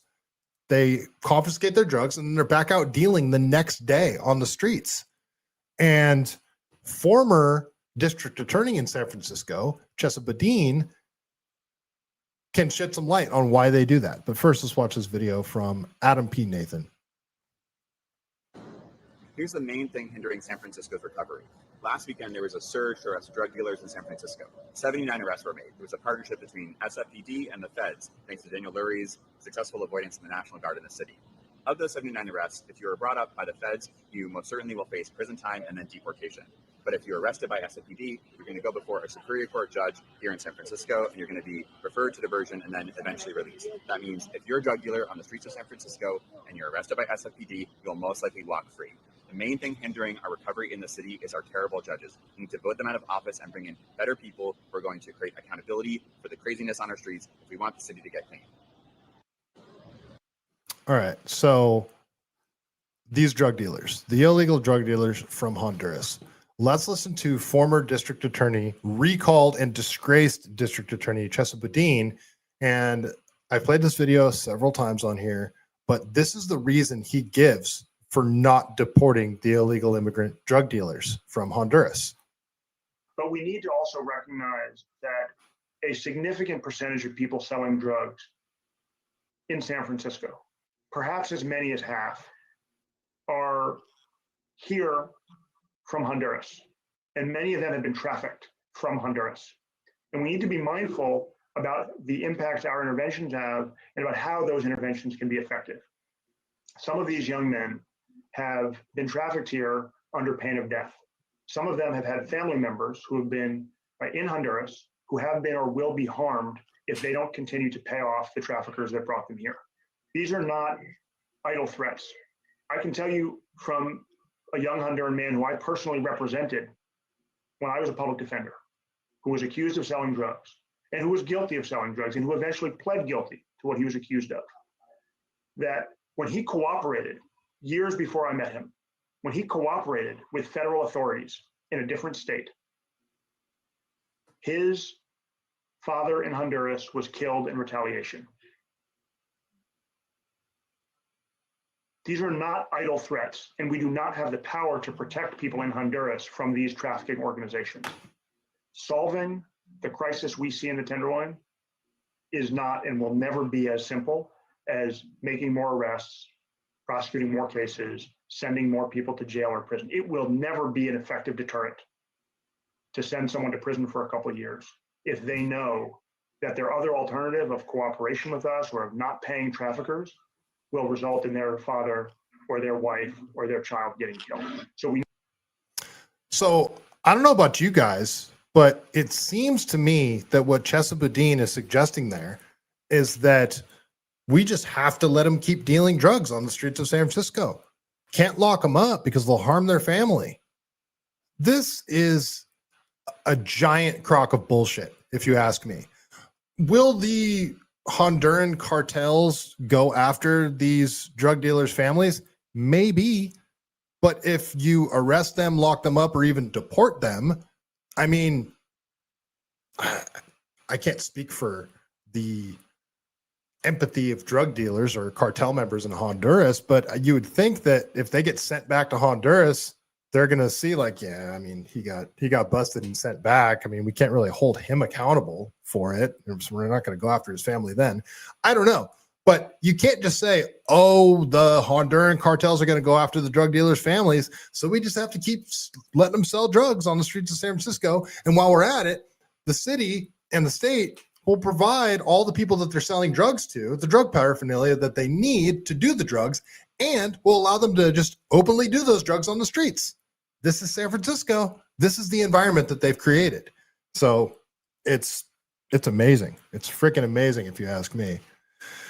All right, let's keep going here. Got a couple national stories that I want to get to. I think, yeah, I do. I do want to talk a little bit about this shooting in DC. The National Guards, the two National Guards, one of them has died. I believe the other one is in critical condition, may have died by now.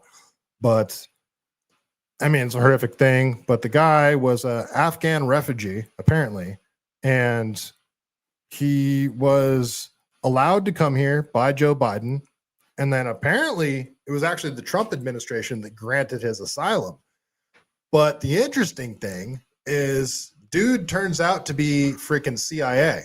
Well, at least he worked with the CIA. So go to this quick clip here, or quick screenshot.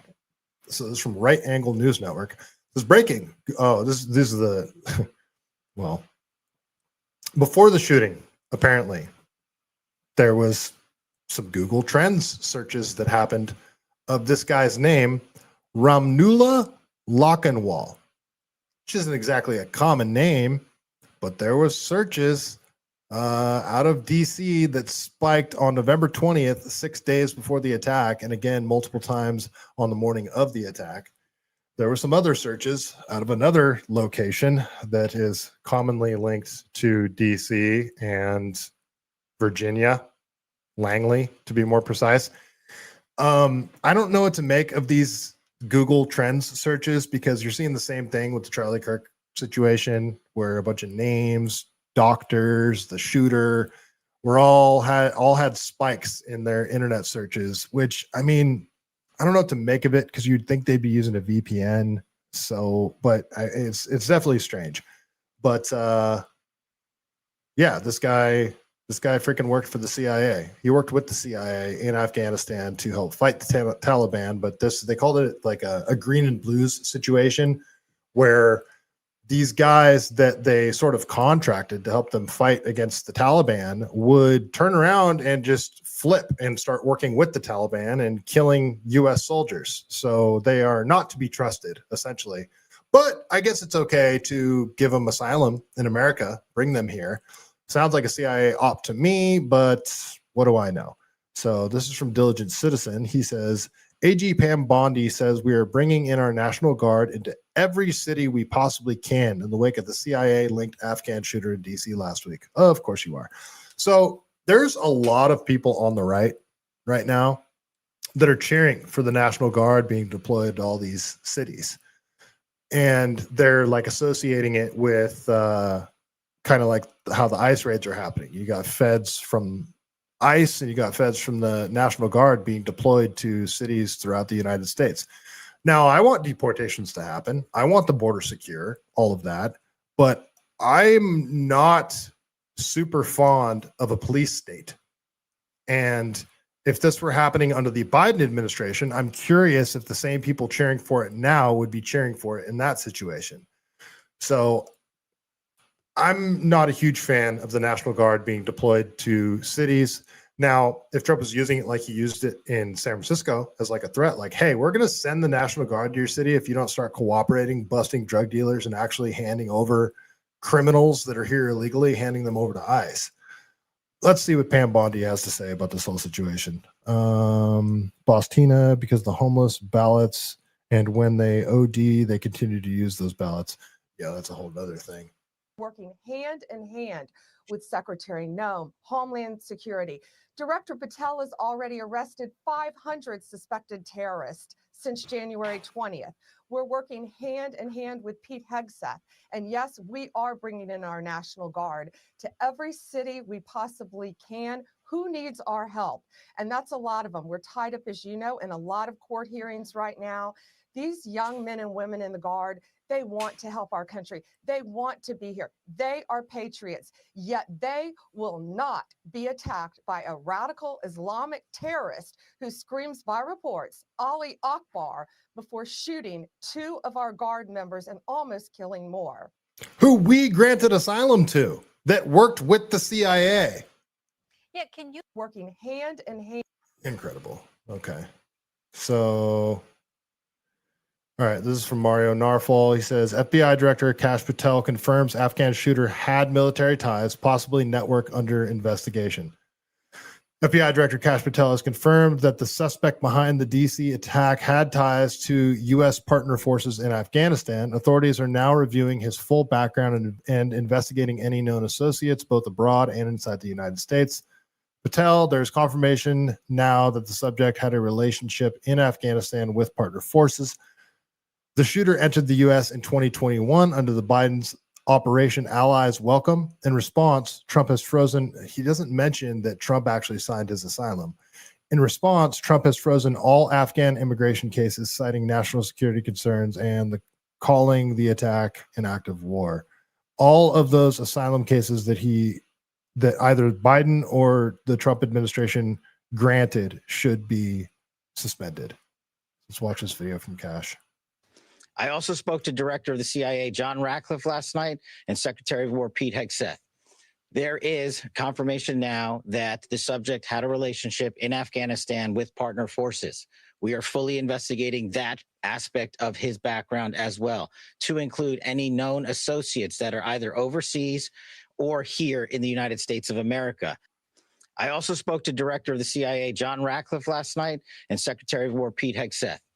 There is confirmation now that the Sorry, so I played that twice.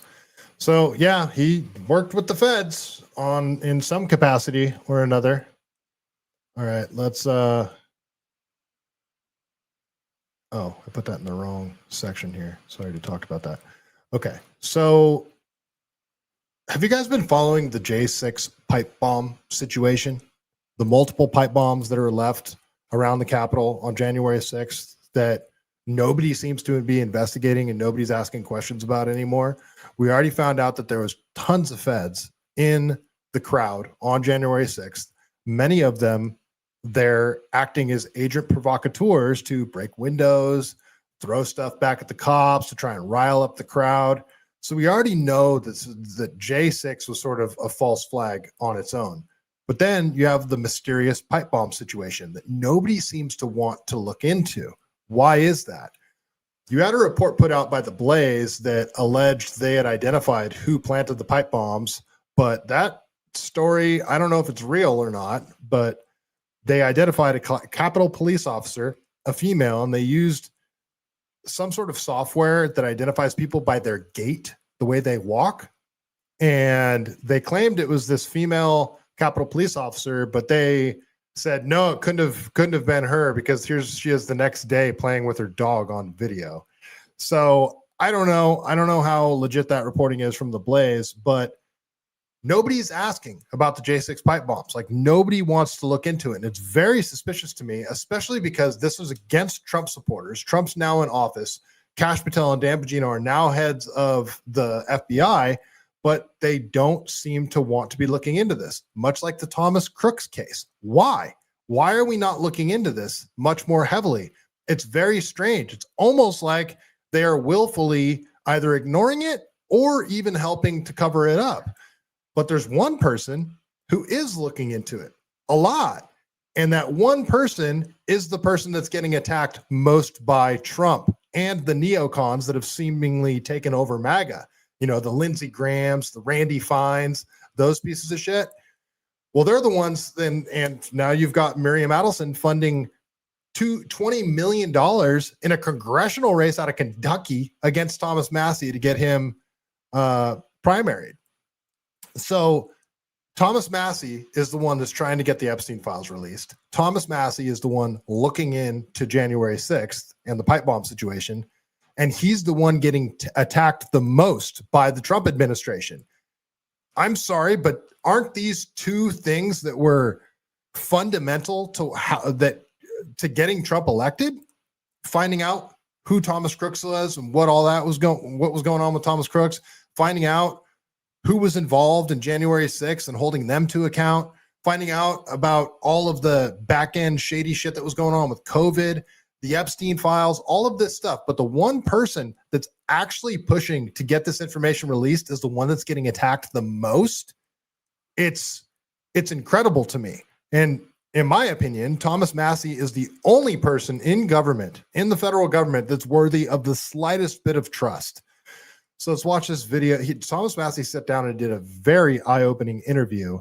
And apparently the FBI isn't too happy about what Thomas Massie is looking into. In fact, somebody from the FBI went to Thomas Massie and said, hey, we're going to investigate one of your staffers for fraud if you don't shut up about this. So here's Massie talking about it. Well, actually, before that conversation, there was a second letter from this whistleblower's attorney sent to you and Congressman Loudermilk, saying that they had become aware that the FBI was going to do a mole search and look for this guy. Yeah. Okay. So Bongino did tell me, look, tomorrow we're going to round up everybody that was involved in this investigation. We're going to get them all in a room. We're going to get to the bottom of it. And he didn't say we're trying to find the whistleblower. Mm-hmm. No. But my spidey sense went off, and I almost said to him in that moment, you better not be trying to find the whistleblower. Right. Because law protects that individual. But I didn't say it. Okay. Also, I'm going to say this here on camera because it's important. One of Kash Patel's staff threatened my staff with a criminal investigation if we didn't straighten up and play ball. I was going to ask you about that, but since you brought it up, and I didn't, I'm bringing it up. Okay, you brought it up. And so, like a criminal investigation having nothing to do. He said it was going to be a fraud. We're going to investigate one of your staff for fraud. Right. And he told another one of my staff this: if you guys don't straighten up, if you want to play hardball, if this is how you want to play it, or something like that, this member of your staff is going to get criminally investigated for fraud. A very specific threat. Right. And that had just happened. So I told Bongino, I said, one of your guys is threatening my guys with an FBI investigation if we don't do what you want. And he said, I'll take care of that. I'll take care of that. Because even he understood that was not a good look. It's probably illegal, right?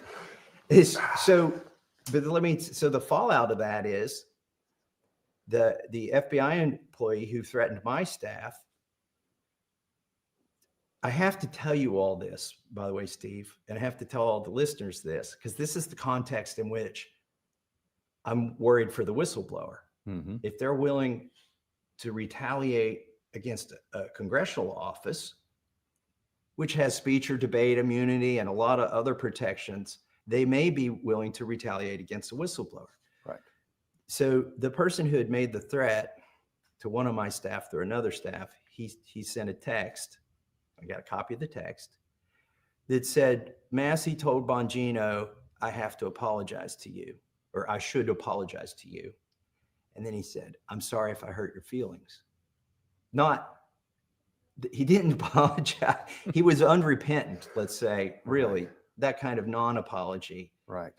And so that's the context in which when Bongino said, I'm going to have a big powwow, I'm pulling everybody in. Yeah. My spidey sense went off. Well, a few hours later, I get this second disclosure from the whistleblower attorney who says, we think they're going after the whistleblower because they're having this big giant meeting. Mm-hmm. Well, I had knowledge that a big giant meeting was happening. Right. So this comported with, and then I also had knowledge my own staff was being threatened. Yeah. So I took the attorney's letter seriously. So I don't know what's going on. I don't know what is going on behind the scenes, but I don't think Kash Patel and Dan Bongino are controlling anything. I think they are figureheads, and it's the same FBI that colluded with big tech to suppress the Hunter Biden laptop story, the same FBI that was telling social media companies to take down posts that said the vaccine isn't effective or the vaccine is unsafe, or talking about ivermectin, or saying that the COVID case numbers are overblown and the death numbers are overblown. The same FBI that infiltrated the crowd on January 6th and acted as agent provocateurs to make the situation much worse than what it would have been otherwise. The same FBI that was going after Trump and going after Trump supporters, they're still the ones that are calling the shots. They're still the ones doing whatever they want behind the scenes. And nobody except Thomas Massie seems to be looking into it all. And who's the only one getting attacked by the Trump administration? Thomas Massie, Marjorie Taylor Greene, another person that wanted to get the Epstein files released, Rand Paul. Like, what is going on? What is really going on? If you ask me, from everything that I've seen, the Trump administration has been compromised. And I don't think there's any other way to spin it. This isn't some 3D chess bullshit. I don't trust this administration at all anymore. Not that I trusted them before, but I had hope. I had hope that we would at least find out some shit about the deep state. At least find out why Thomas Crooks didn't have any social media footprint, We never learned anything about him, why he was allowed to get on the roof in the first place. We would find out who was behind, like, people that infiltrated the crowd on January 6th, like people that would go to jail. Who suppressed the Hunter Biden laptop? Like, why aren't these people being exposed? But it seems like these people are still in charge. These people are still running the show. So I don't know, man. I don't know. I don't get it. But yeah, that's about all I got for tonight. I think I'm gonna start trying to do something new throughout the week instead of doing like a full episode because they take so long to put together. I might just be doing like single story little live streams, because even going back and like cutting up the episodes and posting them as their own separate videos, it's so time consuming too. And it's easier just to go live and talk about something.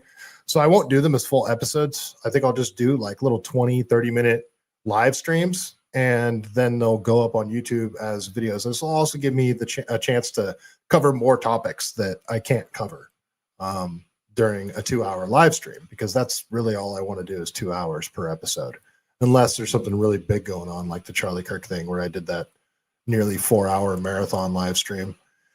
So yeah, that is all I got for tonight, folks. Thank you everybody for hanging out. Who we got? Boss Tina, Skizix, Danger, Smokey the Bastard, CC Pino, Chevy Silver Raider, Wally World. I think I got everybody. If I missed you, I apologize. Over on Rumble, we got Bob Tiergarten and Northside. Thank you guys for hanging out. Appreciate you guys. I will be back next Sunday for sure, but hopefully I'll be doing live streams throughout the week. They'll be short ones, so I don't know if you have a chance to join me, but hopefully you will. So probably won't have too many people in the chat for those little episodes, but they're not even going to be episodes. I'll just do them as little segments. So, all right, folks, thank you everybody for hanging out. Before we get out of here, you know how we do it. We got to tell a joke from the greatest book ever written, The Truth About Chuck Norris. What do we have for tonight? You know the rules. I open the book. I let my eyes go to a random joke, and we read it. Let's see. The real P 2030. Thank you for hanging out, Boss Tina. All we need to know is Elon left with a black eye 3 months in.